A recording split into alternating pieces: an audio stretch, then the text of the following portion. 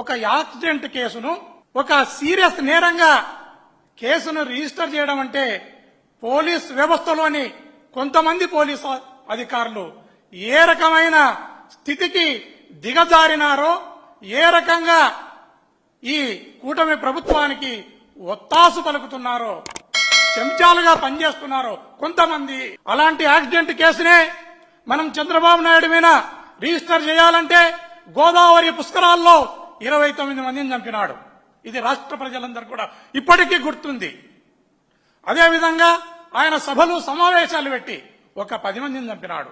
ఆయన ప్రభుత్వం నిర్లక్ష్యంతో మొన్ననే తిరుమలలో 6 మంది, అన్నవరంలో 7 మంది చచ్చినారు. అదే కాకుండా ఆయన కేసులను మనం చూస్తే ఈవెన్ మనము స్కిల్ డెవలప్మెంట్ కేసులో ఇతను జైలుకు పోయిన సంగతి మనందరికీ తెలుసు. ఆ కేసులో ఈయన పైన 120B, 166, 167, 418, 420, 465, 468, 471, 477A, 409, 201, 101, రెడ్ విత్ 34, 37.